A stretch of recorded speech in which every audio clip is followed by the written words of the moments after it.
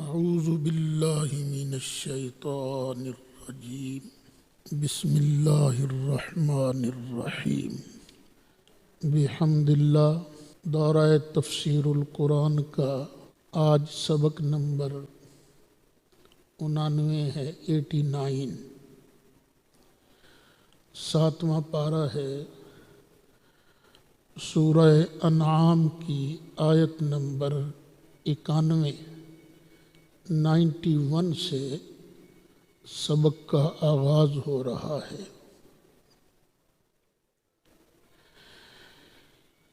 نبی کریم علیہ السلام نے جب نبوت کا اعلان کیا تو کفار مکہ نے ماننے سے انکار کر دیا۔ پھر قرآن نازل ہوتا گیا۔ قرآن کا جاہ و جلال اور اس کلام کی عمدگی نے کفار مکہ کو پریشان کر دیا۔ یعنی ایسا کلام تو ہم نے کبھی سنا ہی نہیں۔ یہ اہل مکہ تو سارے کے سارے ان پڑھ تھے سوائے ایک دو کے۔ تو انہوں نے سوچا کہ یثرب میں یہودی علماء ہیں، وہ پڑھے لکھے لوگ ہیں، ان سے پتہ کرتے ہیں۔ یہودیوں کے پاس ان کا وفد گیا تو یہودیوں نے اس ڈر سے کہ کہیں ہماری چودراہٹ میں فرق نہ آ جائے، کہہ دیا یہ بالکل جھوٹ ہے، آج تک کسی بشر پر اللہ نے کلام نازل نہیں فرمایا۔ یہودیوں نے ان کو یہ کہہ دیا کہ جب ہم تک بات آئے گی پھر دیکھی جائے گی، چلو پہلے تو انکار کرو نا۔ پھر ایک یہودی عالم جس کا نام تھا مالک، مکہ شریف آیا، اس نے سرکار کے ساتھ مناظرہ کیا اور مناظرہ میں کہہ دیا کہ آپ تو بشر ہو، بشر پر وحی اتر ہی نہیں سکتی، کلام اتر ہی نہیں سکتا۔ تو اس کا جواب اللہ ارشاد فرماتا ہے وَمَا قَدَرُ اللَّهَ حَقَّ قَدْرِهِ، اور انہوں نے اللہ کی قدر نہیں کی، اللہ کی عظمت کو نہیں پہچانا جس طرح کہ حق ہے اس کی قدر، اس کی عظمت کو پہچاننے کا، جاننے کا۔ کب انہوں نے اللہ کی قدر نہیں کی؟ اذ قالوا، جب انہوں نے کہا ما انزل اللہ علی بشر من شیء، اللہ نے کسی بشر پر کوئی چیز نہیں اتاری۔ قل، فرما دیجئے، من انزل الکتاب الذی جاء بہ موسیٰ، جو کتاب موسیٰ علیہ السلام لے کر آئے تھے وہ کتاب کس نے نازل کی تھی؟ اب دیکھیے یہ مناظرہ ہو رہا ہے نا، اور تم کہتے ہو اللہ تعالیٰ نے کسی بشر پر کچھ نازل نہیں کیا اور تم ہو یہودی، تو بتاؤ پھر جو کتاب موسیٰ علیہ السلام لے کر نازل تشریف لائے تھے، موسیٰ علیہ السلام پر نازل ہوئی تھی، وہ کس نے نازل کی تھی؟ وہ کتاب کیا تھی؟ نوراً وہدی للناس، وہ نور تھی اور لوگوں کے لیے ہدایت تھی۔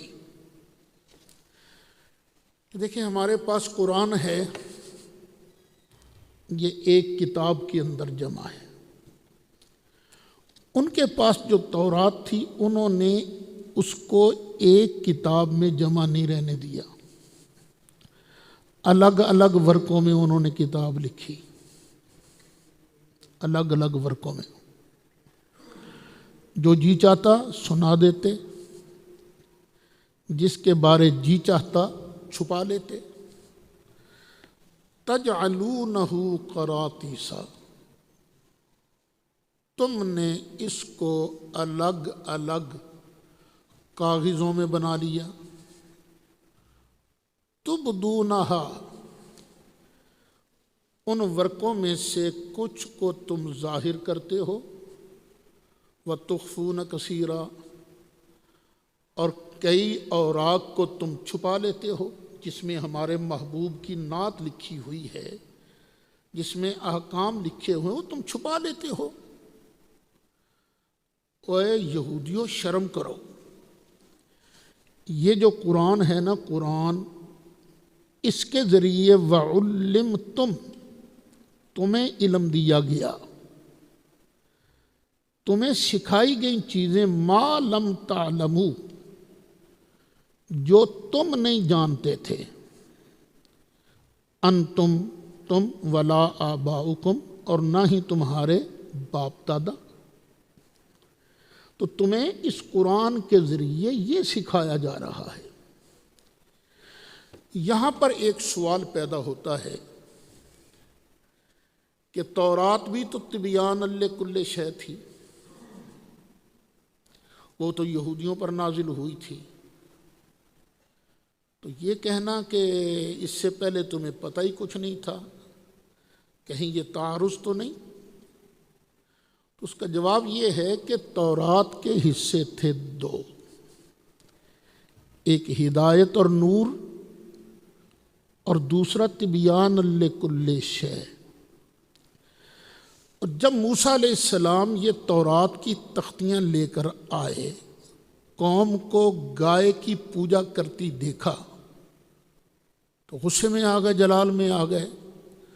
وہ تورات کی تختیاں زمین پر گر گئی تھی، ہدایت باقی رہ گئی، اور وہ جو تبیان لکل شے ہے نا، اللہ نے اس کو اٹھا لیا۔ اس لیے قرآن اب واحد چیز ہے جو تبیان لکل شے ہے، اور اس کے ذریعے تمہیں وہ چیزیں سکھائی گئیں جو نہ تم کو معلوم ہیں، نہ تمہارے باپ دادوں کو معلوم تھی۔ وہ فرمایا تھا نا، من انزل الکتاب، کون ہے جس نے کتاب نازل کی تھی؟ الذی جاء بہ موسیٰ، جس کو موسیٰ لے کر آئے تھے۔ اب اس کا جواب دیا جا رہا ہے، قل اللہ، فرما دیجئے وہ نازل کی تھی اللہ نے، اللہ۔ ثم ذرہم فی خوضہم یلعبون، محبوب پھر ان کو چھوڑ دو، ان کی پرواہ نہ کرو۔ فی خوضہم یلعبون، یہ اپنی بےہودگی میں ہی کھیلتے رہے، ان کو چھوڑ دو، دفع مارو ان کو، ان کی بکواسات کی پرواہ نہ کرو، ذرہم چھوڑ دو ان کو۔ وَهَذَا كِتَابٌ أَنزَلْنَاهُ، اور یہ ہے برکت والی کتاب جس کو ہم نے نازل کیا، مبارک برکت والی ہے، مصدق الذی بین یدیہ، یہ اس کتاب کی تصدیق کرنے والی ہے جو ان کے پاس ہے۔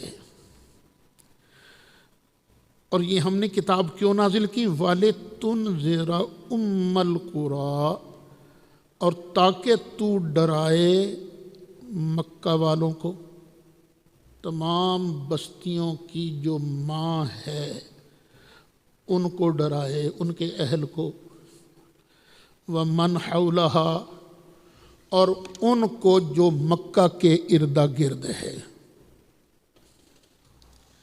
یہاں کوئی یہ نہ سمجھے کہ قرآن صرف مکہ اور اس کے ارد گرد چند لوگوں کے لیے نازل ہوا، نہیں، یہ جو مکہ مکرمہ ہے یہ پوری دنیا کے سینٹر میں ہے، پوری دنیا کے وسط میں ہے، اور باقی جتنی دنیا ہے نا ادھر ہے ادھر ہے ادھر ہے ادھر ہے ادھر ہے ادھر ہے، یہ ساری کی ساری مکہ کے ارد گرد ہے۔ تو سرکار کی نبوت ام القریٰ و من حولہا کی طرف ہے، جس کی تفسیر ایک جگہ آئی تبارک الذی نزل الفرقان علی عبدہ لیکون للعالمین نذیرا والذین یؤمنون بالآخرۃ، اور جو لوگ آخرت پر ایمان رکھتے ہیں، یؤمنون بہ، وہ اس پر ایمان رکھتے ہیں،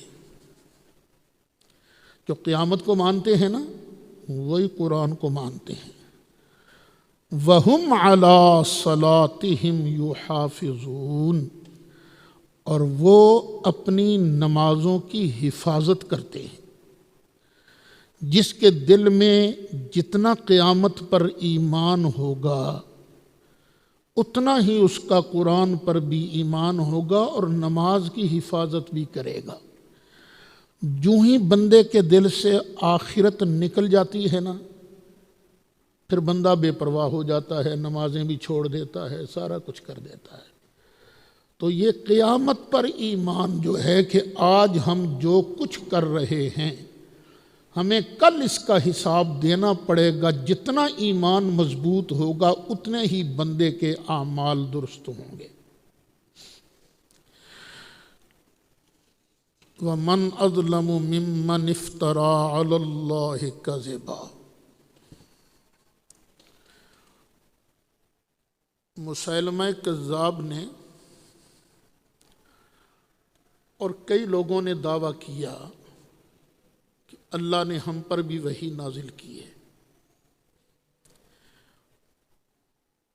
اس کو ذرا ذہن میں رکھیں۔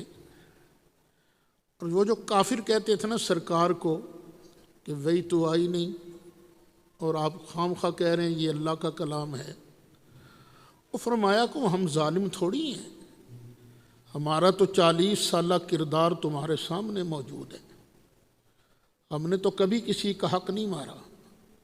یہ تو چھوٹے چھوٹے ظلم ہیں نا، جو چھوٹا ظلم نہیں کرتا وہ بڑا کیسے کرے گا۔ وَمَنْ أَظْلَمُ، اس بندے سے بڑھ کے ظالم کون ہے، مِمَّنِ افْتَرَىٰ عَلَى اللَّهِ كَذِبًا، جس نے اللہ پر جھوٹا بہتان باندھا۔ یہ اللہ پر جھوٹا ہے نا، اللہ نے مجھے یہ کہا ہے، یہ جھوٹا بہتان ہے نا، اور اللہ نے یہ نہ کہا ہو تو یہ جھوٹ ہے۔ او قال، یا کہا، اوحی الی، کہ مجھ پر وحی کی گئی ہے، ولم یوحى الیہ، اور حال یہ ہے کہ اس کی طرف وحی نہیں کی گئی۔ تو جو آدمی جس پر وحی نہیں وہ اگر کہے کہ مجھ پر وحی کی گئی ہے تو اس سے بڑا ظالم کون ہوگا۔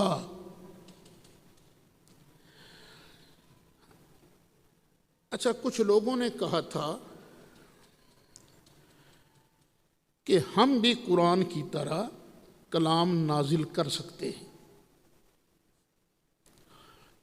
ایک کاتب وحی تھا، اب نام اس کا بھول رہا ہوں میں،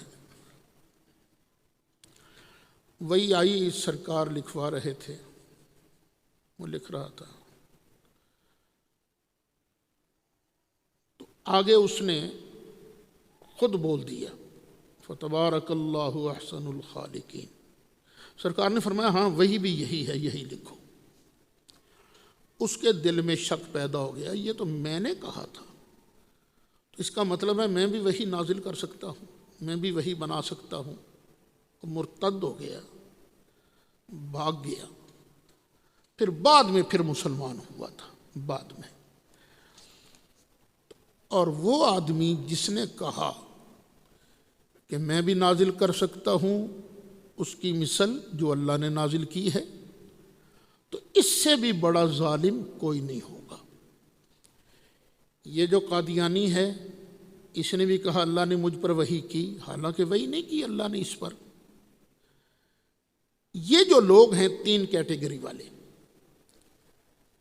ایسے لوگ جو ہیں وَلَوْ تَرَىٰ إِذِ الظَّالِمُونَ فِي غَمَرَاتِ الْمَوْتِ، اور اگر تو دیکھے جب ظالم موت کی سختیوں میں ہوتے ہیں، والملائکۃ باسطوا ایدیہم، اور فرشتے اپنا ہاتھ آگے بڑھا رہے ہوتے ہیں، اخرجوا انفسکم، اپنی جان نکالو روح اپنی، الیوم تجزون عذاب الہون، آج ہی ابھی تمہیں ذلت کا عذاب دیا جائے گا، بما کنتم تقولون علی اللہ غیر الحق، یہ ذلت کا عذاب کیوں دیا جائے گا؟ اس قول کی وجہ سے جو تم ناحق اللہ پر باندھتے تھے، اللہ پر جو جھوٹ باندھتے تھے نا، اس کی سزا ہے۔ وَكُنْتُمْ عَنْ آيَاتِهِ تَسْتَكْبِرُونَ، اور تم اللہ کی آیتوں سے تکبر کرتے تھے۔ اب دیکھو قرآن بتا رہا ہے کہ یہ جو ظالم ہیں جب ان کی روح نکالی جاتی ہے تو فرشتے کہتے ہیں آج ہی سے تمہیں عذاب ہوگا، آج ہی سے ذلت والا عذاب۔ پتہ چلا یہ برزخ کا عذاب برحق ہے، کیونکہ آج ہی ادھر روح نکلی، بندہ کہاں چلا گیا؟ برزخ میں۔ اب دنیا کی زندگی ختم، برزخ کی زندگی شروع، اور برزخ کے اندر ان ظالموں کو عذاب ہو رہا ہے۔ تو عذاب اسی کو ہوتا ہے جس کے اندر حیات ہو، جس کے اندر شعور ہو، ادراک ہو۔ تو برزخ تو ایسی چیز ہے، وہاں تو کافر بھی ختم نہیں ہوتا، کافر بھی فنش نہیں ہوتا، اس کو بھی سزا کا، جزا کا احساس ہوتا ہے۔ تو مومن تو اللہ کی نعمتوں میں ہوتا ہے نا، مومن کو بھی احساس ہوتا ہے۔ برزخ میں مومن بھی زندہ ہے، جب مومن زندہ ہے تو نبی بھی زندہ ہیں، جب نبی زندہ ہیں تو سید الانبیاء بھی اپنے قبر انور کے اندر عالم برزخ میں زندہ ہیں۔ وَلَقَدْ جِئْتُمُونَا فُرَادًا،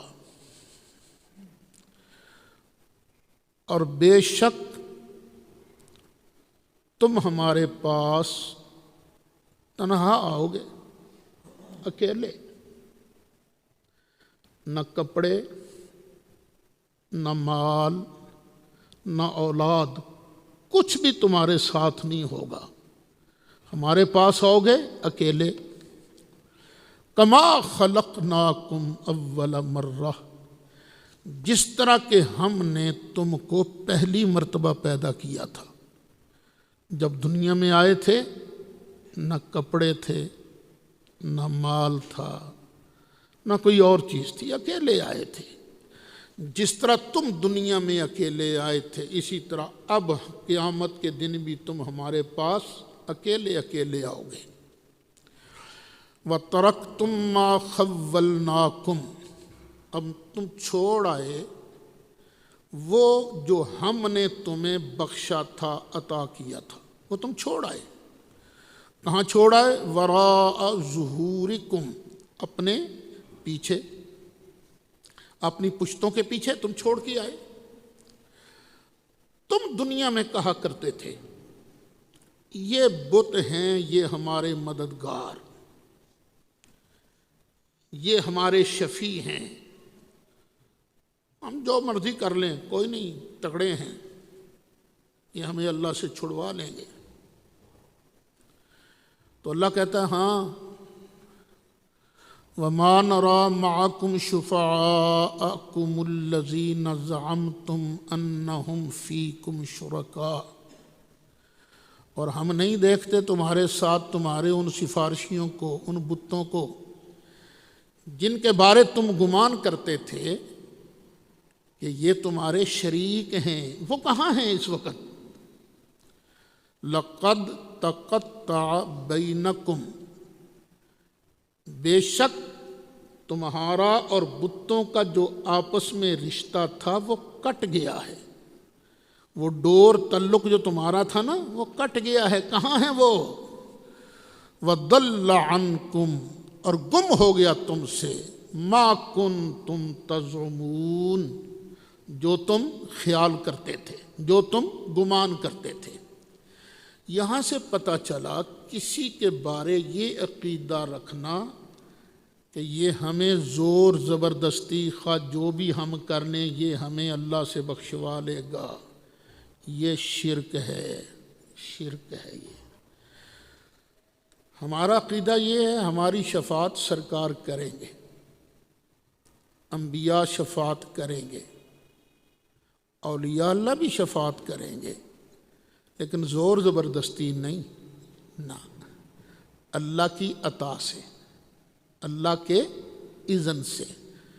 ہمارے کئی بندے وہ کہتے ہیں پیراں بخشوا لینا سانو جی، وہ توبہ کرو، پیراں کو ٹھیکہ نہیں لیا، وہ تو پہلے اپنی شفاعت کے بھی، اپنی بخشش کے بھی محتاج ہے نا۔ ہاں، اگر اللہ نے ان پر کرم کر دیا، یہ پیر بخشے گئے، تو پھر اللہ ان کو کہہ سکتا ہے چلو ہم تمہاری عزت کے لیے تمہیں اتنا کوٹا دیتے ہیں، اتنے بندوں کو تم اپنے ساتھ جنت میں لے جاؤ۔ وہاں زبردستی کسی کی نہیں چلتی، ہاں اس کی مہربانی چلتی ہے۔ ان اللہ فالق الحب والنوا، تم اللہ کا انکار کرتے ہو، اللہ کی تو بڑی عظمتیں ہیں۔ بے شک اللہ تعالیٰ دانے کو بھی پھاڑنے والا ہے اور گٹھلی جو ہوتی ہے اس کو بھی پھاڑنے والا ہے۔ دانے کو چیر کر پھاڑ کر اس میں سے پودا نکالتا ہے، گٹھلی کو چیر کر پھاڑ کر درخت کھجور کا نکالتا ہے، آم کا درخت نکالتا ہے۔ یہ گٹھلیاں ہوں یا دانے ہوں، جو اللہ ان کو چیر کر، ان کو پھاڑ کر تناور درخت بنا سکتا ہے، وہ تمہیں نہیں بنا سکتا۔ یخرج الحی من المیت، وہ زندہ کو نکالتا ہے مردہ سے، مردہ سے زندہ کو نکال دیتا ہے۔ نطفہ ہے مردہ، اس مردے سے زندہ انسان اللہ بنا دیتا ہے۔ انڈا ہے مردہ، اس میں سے زندہ کو نکال دیتا ہے۔ کافر ہے مردہ، اس میں سے مسلمان کو نکال دیتا ہے۔ وَمُخْرِجُ الْمَيِّتِ مِنَ الْحَيِّ، اور زندہ سے مردے کو نکال دیتا ہے۔ انسان زندہ ہے، ان سے نطفہ نکال دیتا ہے۔ مرغی زندہ ہے، ان سے انڈا نکال دیتا ہے۔ مومن زندہ ہے، اس کے گھر میں کافر پیدا کر دیتا ہے۔ نوح علیہ السلام کے گھر میں کنعان پیدا کر دیا تھا، کافر پیدا کر دیا تھا۔ ذالکم اللہ، یہ ہے اللہ، یہ اللہ ہے۔ فَأَنَّا تُؤْفَكُونَ، کہاں بھٹکتے پھر رہے ہو؟ اللہ وہ ہے جس کے اندر یہ پاوریں ہیں، تو جس کے اندر یہ پاوریں نہیں ہیں وہ الہ نہیں ہے۔ جو خود محتاج ہے وہ الہ نہیں، الہ وہ ہے جو کسی کا محتاج نہ ہو اور جو چاہے کر ڈالے۔ فالق الاصباح، وہ تو صبح کو بھی چیر کر نکالنے والا ہے۔ رات ہوتی ہے نا اندھیرا، تو اندھیرے میں سے صبح چر کر نکلتی ہے۔ وَجَعَلَ اللَّيْلَ سَكَنًا، اور بنایا اس نے رات کو چین کے لیے۔ رات کو تم آرام کرتے ہو، چین کرتے ہو۔ وَالشَّمْسَ، اور سورج کو، وَالْقَمَرَ، اور چاند کو، حسبانا، حساب کے لیے بنایا ہے۔ چاند سے بھی حساب ہوتا ہے دینی معاملات کا۔ چاند چڑھے گا تو روزہ رکھیں گے، چاند چڑھے گا تو عید کریں گے، چاند چڑھے گا تو حج کریں گے۔ یہ دینی معاملات کے حساب کے لیے چاند بنایا، اور سورج کو بھی حساب کے لیے بنایا۔ موسم جو ہیں، موسموں کا حساب یہ شمسی اعتبار سے ہوتا ہے۔ یہاں پتہ چلا یہ جو میتھ ہے نا، میتھ حساب، یہ حساب سیکھنا بھی شریعت کے اندر داخل ہے، یہ نہیں کہ حساب کو دنیا کے اندر داخل ہے، نہیں۔ والشمس والقمر حسبانا ذالک تقدیر العزیز العلیم، یہ ہے زبردست غالب جاننے والے کا اندازہ، اس کی تقدیر ہے، اس نے جو اندازہ کر دیا، جو مقرر کر دیا بس وہی ہوگا۔ وَهُوَ الَّذِي جَعَلَ لَكُمُ النُّجُومَ لِتَهْتَدُوا بِهَا، وہی ہے جس نے بنایا تمہارے لیے ستاروں کو۔ ستاروں کو کیوں بنایا؟ اور بھی کئی فائدے ہیں، ایک فائدہ یہ ہے لِتَهْتَدُوا بِهَا، تاکہ ان کے ذریعے تم رستہ ڈھونڈو، ہدایت پاؤ، فی ظلمات البر والبحر، خشکی کی تاریکیوں میں اور تاریکیوں میں۔ بندہ صحرا ہو، آج کل تو ماشاءاللہ وہ بورڈ بنے ہوئے ہیں، سائن بورڈ، کہ ادھر یہ رستہ جاتا ہے، ادھر یہ رستہ جاتا ہے۔ پہلے کہاں تھے یہ رستے؟ لوگ سفر کرتے تھے تو نہ کوئی روڈ نہ کچھ، صحرا ہے، بیابان ہے۔ وہ تارے کو دیکھ کر، رات کا وقت ہوتا تو تارے کو دیکھ کر بھئی ادھر جانا ہے، ہم نے تارے کو دیکھ کر رستہ تلاش کرتے تھے۔ سمندر کے اندر جا رہا ہو تو تاروں کو دیکھ کر وہ رستہ تلاش کرتے تھے۔ وہ ہے نا کہ یہ دین بھی تاروں کے ذریعے، تاروں کی روشنی میں دین ملتا ہے۔ اور یہ تارے کون ہیں؟ صحابہ۔ صحابہ تارے ہیں، اور اہل بیت کے بندہ ویسے تو سمندر کے اندر کتنی دیر تک تیر کے جائے گا؟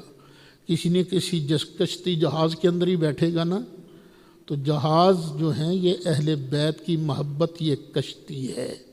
اہل بیت کی محبت کی کشتی میں بیٹھ کر صحابہ کرام سے رہنمائی حاصل کرو تو انشاءاللہ تم جنت میں پہنچ جاؤ گے۔ اہل سنت کا ہے بیڑا پار اصحاب حضور، اہل سنت کا ہے بیڑا پار اصحاب حضور، نجم ہے اور ناؤ ہے اطرت رسول اللہ کی، قد فصلنا الآیات، بے شک ہم نے تفصیل سے نشانیاں بیان کر دی ہیں، لقوم یعلمون، اس قوم کے لیے جن کے پاس علم ہے، علم کی روشنی ہے، وہ ان نشانیوں کو دیکھ کر اور آگے بڑھ سکتے ہیں، جنت کا رستہ حاصل کر سکتے ہیں۔ اب الہ تو وہ ہے نا جو یہ سارے کام کرے، تو یہ سارے کام کون کرتا ہے؟ اللہ۔ وَهُوَ الَّذِي أَنشَأَكُم مِّن نَّفْسٍ وَاحِدَةٍ، اور وہ ہے جس نے تم کو پیدا کیا ہے ایک جان سے۔ ہم سب کو اللہ نے کس سے پیدا کیا ہے؟ ایک جان سے۔ وہ ایک جان کون ہے؟ آدم علیہ السلام۔ فَمُسْتَقَرٌّ وَمُسْتَوْدَعٌ، تو اللہ نے تمہارے ٹھہرنے کے لیے ایک جگہ بنائی ہے، اور تمہیں ایک جگہ بطور امانت رہنا ہے، بطور امانت رہنا ہے۔ تو ٹھہرنے کے لیے کہاں تمہیں جگہ دی؟ تمہارے لیے ٹھہرنے کی جگہ کون سی بنائی؟ یہ دنیا۔ اور بطور امانت تم نے کہاں رہنا ہے؟ قبر کے اندر۔ بعض نے کہا ہے کہ ماں کا پیٹ اور باپ کی صلب، مستقر سے مراد باپ کی صلب ہے، مستودع سے مراد ماں کا شکم ہے۔ کسی نے الٹ بھی کہا ہے، اس بحث میں پڑھنے کی ضرورت نہیں، صاف صاف یہ ہے کہ ایک جگہ ہمارے ٹھہرنے کی ہے، یہاں ہم کچھ کریں گے، اللہ ہمارے اعمال کو دیکھے گا، پھر مستودع، پھر بطور امانت ایک جگہ رہیں گے، وہ مستقل ٹھکانہ نہیں ہے، یہ بطور امانت کہاں رہیں گے؟ قبر کے اندر۔ پھر اس کے بعد اللہ تعالیٰ میدان محشر کے اندر لوگوں کا حساب کتاب فرمائے گا۔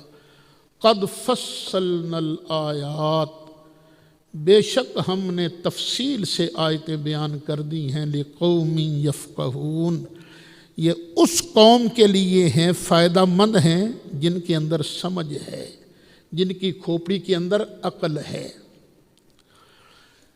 وَهُوَ الَّذِي أَنزَلَ مِنَ السَّمَاءِ مَاءً، اور اللہ وہ ہے جس نے آسمان سے پانی نازل کیا، آسمان سے۔ آسمان کا ایک معنی اوپر، پانی اترتا ہے بادلوں سے، اور بادل کیسے بنتے ہیں؟ سورج کی گرمی جب پڑتی ہے سمندر پر، دریا پر، تو بخارات اٹھتے ہیں، پھر اوپر جا کر وہ بادل بنتے ہیں، پھر وہاں سے پانی نیچے آتا ہے، سمندر کا پانی کڑوا اور اوپر سے اترنے والا پانی میٹھا۔ تو یہ اصل سبب تو سورج ہی بنا نا، سورج ہے آسمان سے، تو ہم نے، اللہ وہ ہے جس نے آسمان سے پانی اتارا۔ فَأَخْرَجْنَا بِهِ نَبَاتَ كُلِّ شَيْءٍ، پھر اس پانی کے ذریعے ہم نے ہر اگنے والی شے کو پیدا کیا۔ ذرا تم اگا کے دکھاؤ نا پانی کے بغیر۔ اللہ فرماتا ہے ہم نے ہر اگنے والی شے کو پیدا کیا۔ فَأَخْرَجْنَا مِنْهُ، پھر ہم نے نکالا اس سے، اس پانی کے ذریعے، خَضِرًا، سبز چیزیں، سبزیاں، نُخْرِجُ مِنْهُ، پھر اس سبزیوں سے ہم نکالتے ہیں، حباً، دانے، دانہ نکالتے ہیں، اور دانہ بھی کیسا؟ متراکبہ، وہ دانے جو ایک دوسرے پر چڑھے ہوتے ہیں۔ جب گندم اگتی ہے، مکئی اگتی ہے، تو سٹوں کے اندر دانے ایک دوسرے پر چڑھے ہوئے نہیں ہوتے، یہ اللہ کہتا ہم نکالتے ہیں، لیکن نکالتے کس کے ذریعے ہیں؟ کس کے وسیلے سے ہیں؟ پانی کے وسیلے سے۔ یہ دنیاوی خوراک ہے، یہ ملتی ہے یہ بھی وسیلے سے، اور روحانی خوراک جو ہے یہ بھی ملتی ہے وسیلے سے۔ دنیاوی خوراک ملتی ہے پانی کے وسیلے سے، روحانی خوراک ملتی ہے نبوت کے وسیلے سے۔ وَمِنَ النَّخْلِ، اور ہم کھجور بھی اگاتے ہیں، مِن طَلْعِهَا، اس کے مرکز سے، قِنْوَانٌ، دانیہ، گچھے ہوتے ہیں جو ایک دوسرے کے قریب، وَجَنَّاتٍ مِّنْ أَعْنَابٍ، اور انگوروں کے باغات اگاتے ہیں، وَالزَّيْتُونَ، زیتون کے باغ اگاتے ہیں، وَالرُّمَّانَ، اور اناروں کے باغ اگاتے ہیں۔ ہماری شان ہے مشتبہم وغیر متشابہ، یہ آپس میں ملتے بھی ہیں، ایک جیسے بھی ہیں، اور الگ الگ بھی ہیں۔ ایک تے نیم، دونوں درخت ہیں نا، ان کے بوٹے ملتے جلتے نہیں ہیں، ملتے جلتے ہیں نا، لیکن سواد الگ الگ ہے نا۔ اسی طرح زیتون ہے، انگور ہیں، تو یہ ہماری قدرت ہے۔ انظروا الی ثمرہ، اور دیکھو اس کے پھل کو، اذا اثمر، جب یہ پھلے، وینعہ، اور جب پکے۔ پھل لگتا ہے پہلے، پکتا ہے بعد میں۔ ان پھلوں کو دیکھو جب یہ پھل دیوے اور پھر پکے۔ ان فی ذالکم لآیات لقوم یؤمنون، بے شک اس میں نشانیاں ہیں اس قوم کے لیے جو ایمان رکھتی ہیں۔ وَجَعَلُوا لِلَّهِ شُرَكَاءَ الْجِنَّ وَخَلَقَهُمْ، یہ کیسے لوگ ہیں انہوں نے بنا لیے اللہ کے لیے شریک جنوں کو، جنہوں نے شریک بنایا کن کو؟ جنوں کو۔ اور جن کہاں اللہ کے شریک ہو سکتے ہیں؟ وَخَلَقَهُمْ، حالانکہ اس نے ان کو پیدا کیا ہے، ان کو پیدا کرنے والا ہے اللہ، تو یہ اللہ کے شریک کیسے ہو سکتے ہیں؟ وَخَرَقُوا لَهُ بَنِينَ وَبَنَاتٍ بِغَيْرِ علم، اور ان لوگوں نے گھڑ لیے اللہ کے لیے بیٹے اور بیٹیاں بغیر علم کے، جہالت کی وجہ سے کہہ دیا عزیر علیہ السلام اللہ کے بیٹے ہیں۔ یہ بیٹا کیسے ہوتا ہے؟ اور یہ فرشتے جو ہیں یہ اللہ کی بیٹیاں ہیں؟ نہیں، یہ اللہ کی بیٹیاں نہیں، سبحانہ، اللہ پاک ہے، وتعالی، اور برتر ہے، عما یصفون، ان کی باتوں سے۔ یہ جو صفت بیان کرتے ہیں نا اللہ کی، یہ صفتیں نہیں ہیں، اللہ ان صفات سے والا ہے، بالا ہے۔ بدیع السماوات والارض، آسمانوں کو بھی اور زمین کو بھی از سر نو، بغیر سیمپل کے، بغیر مادہ کے بنانے والا ہے۔ آسمانوں کو بھی زمین کو بھی، کوئی پہلے سیمپل نہیں تھا، کوئی نمونہ نہیں تھا۔ جس نے کبھی چائے نہ بنائی ہو وہ بنا نہیں سکتا جب تک وہ اس کا سیمپل نہ دیکھ لے، کسی کو بناتا نہ دیکھ لے۔ لیکن اللہ تعالیٰ نے نہ مادہ تھا نہ کوئی چیز تھی، ہم بغیر مادے کے چائے نہیں بنا سکتے، بغیر مادے کے مکان نہیں بنا سکتے، مٹیریل کے بغیر کچھ نہیں ہوتا۔ لیکن اللہ بدیع السماوات والارض، وہ تو آسمانوں اور زمین کو ایجاد کرنے والا ہے۔ انا یکون لہ ولد، اور کہاں سے آئے گا اس کا بیٹا؟ اس کے ہاں بچہ کیسے ہوگا؟ نہ اس کا بیٹا نہ بیٹی۔ کیوں؟ بیٹا اور بیٹی ہوتے ہیں بیوی سے، تو بغیر بیوی کے تو بیٹا نہیں ہوتا نا۔ وَلَمْ تَكُن لَهُ صَاحِبَةٌ، اللہ کی تو بیوی کوئی نہیں ہے۔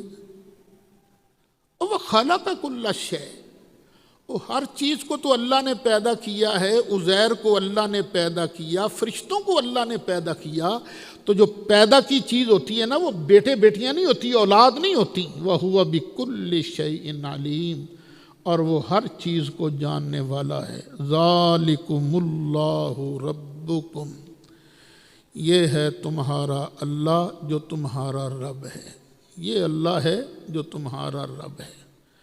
اللہ کے لیے یہ ساری چیزیں ہیں، ہر کوئی خدا تھوڑی، خدا ایک ہی ہے، الہ ایک ہی ہے۔ ہم ڈنکے کی چوٹ توحید بیان کر رہے ہیں، ہم پر الزام لگانا کہ ہم شاید شرک کرتے ہیں، توبہ توبہ۔ ہم کہتے ہیں یہ جو چیزیں بیان کی گئی ہیں سرکار کے اندر نہیں ہیں۔ سرکار کی بیوی تھی، بیوی نہیں بیویاں تھیں، سرکار کی اولاد تھی، سرکار کے ماں باپ تھے، اور اللہ وہ ہوتا ہے جس کی نہ بیوی ہو، نہ بیٹیاں ہوں، نہ بیٹے ہو، نہ ماں باپ ہوں، جو کسی کا محتاج نہ ہو۔ لا الہ الا ہو، اللہ کے علاوہ کوئی معبود نہیں۔ خالق کل شیء، وہ ہر چیز کا خالق ہے۔ فاعبدوہ، پس اسی کی عبادت کرو۔ وَهُوَ عَلَىٰ كُلِّ شَيْءٍ وَكِيلٌ، اور وہ ہر چیز پر نگہبان ہے، ہر چیز کا رکھوالا ہے۔ ذرا دھیان سے آگے، لا تدرکہ الابصار، آنکھیں اس کی حقیقت کا احاطہ نہیں کر سکتی۔ وَهُوَ يُدْرِكُ الْأَبْصَارَ، اور وہ بصیرتوں کا، آنکھوں کا احاطہ کرنے والا ہے۔ ادراک کے دو معنی ہیں، ایک ہے دیکھنا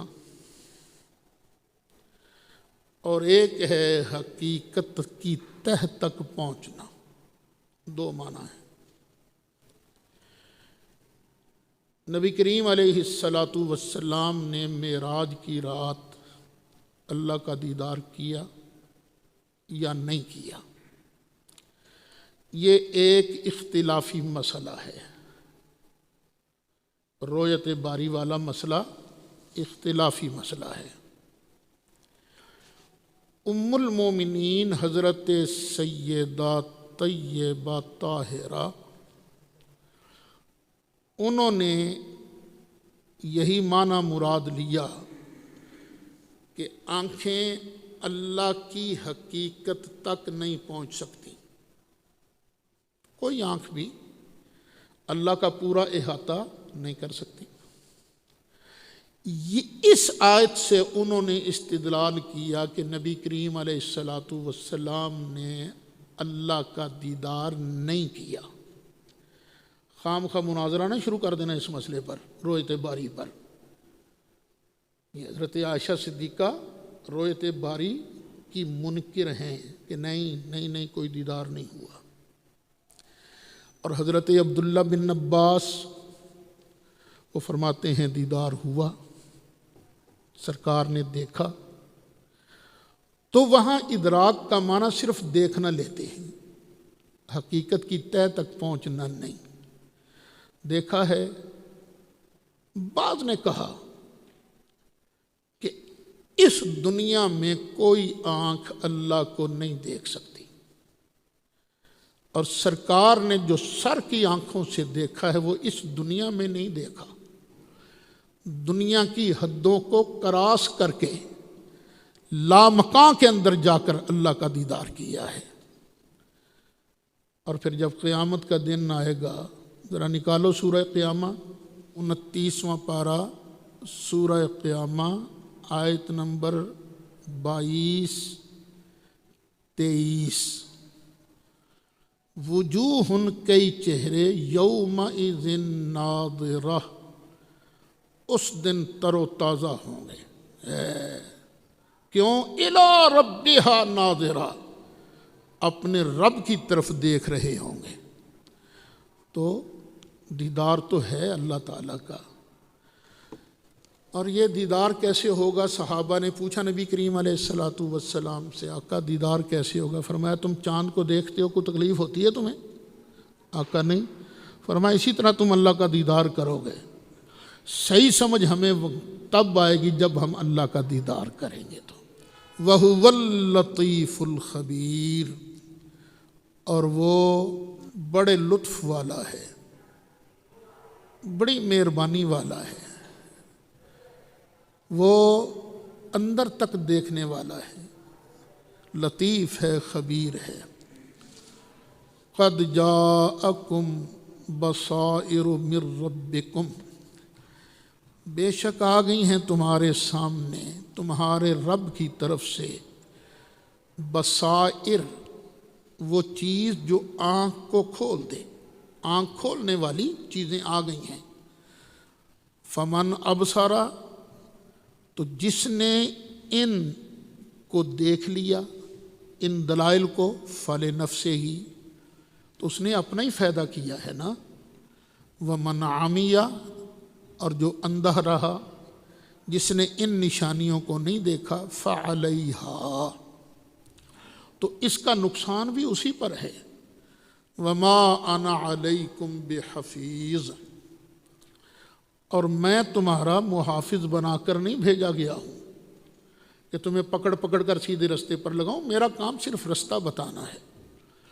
وَكَذَلِكَ نُصَرِّفُ الْآيَاتِ، اور اسی طرح ہم بدل بدل کر آیتیں بیان کرتے ہیں، پھیر پھیر کر آیتیں بیان کرتے ہیں وَلِيَقُولُوا دَرَسْتَ، اور اس لیے بھی تاکہ کوئی کافر کہہ اٹھے واقعی آپ نے ٹھیک کہا، وَلِنُبَيِّنَهُ، اور ہم اس کو بیان کرتے ہیں لِقَوْمٍ يَعْلَمُونَ، اس قوم کے لیے جو علم رکھتی ہے۔ اتبع ما اوحی الیک من ربک، اتباع کرو اس کی جو تیری طرف تیرے رب نے نازل کیا ہے، تمہارے رب کی طرف سے جو آپ کی طرف وحی کی گئی ہے نا، اسی کی اتباع کیجیے۔ لا الہ الا ہو، اللہ کے علاوہ کوئی معبود نہیں۔ وَأَعْرِضْ عَنِ الْمُشْرِكِينَ، اور مشرکوں سے اعراض کیجئے، منہ پھیر لیجئے۔ اچھا، یہاں اس آیت کریمہ میں بعض نے کہا ہے کہ یہ آیت منسوخ ہے، یہ آیت ہے جہاد کے حکم کے نازل ہونے سے پہلے۔ چھوڑو جی نا، دفع کرو، لیکن کوئی ضرورت نہیں منسوخ ماننے کی۔ ترجمہ کرو وَأَعْرِضْ عَنِ الْمُشْرِكِينَ، بک بک کرتے ہیں تو کرنے دے، محبوب ان کی پرواہ نہ کر۔ تو یہ محکم آیت ہے، منسوخ نہیں ہے۔ وَلَوْ شَاءَ اللَّهُ مَا أَشْرَكُوا، اور اگر اللہ چاہتا تو یہ شرک نہ کرتے۔ اگر اللہ چاہتا تو یہ شرک نہ کرتے۔ ایک ہے اللہ کا ارادہ اور ایک ہے اللہ کی رضا، سمجھ گئے نا؟ ایک ہے اللہ کا ارادہ اور ایک ہے اللہ کی رضا۔ اللہ اگر ارادہ کر لیتا تو یہ شرک نہ کرتے، لیکن ان کے شرک پر راضی نہیں ہے۔ وَمَا جَعَلْنَاكَ عَلَيْهِمْ حَفِيظًا، اور اللہ نے اور ہم نے آپ کو نہیں بنایا ان پر نگہبان۔ وَمَا أَنْتَ عَلَيْهِمْ بِوَكِيلٍ، اور نہ ہی آپ ان کے ذمہ دار ہیں، ان کے وکیل ہیں۔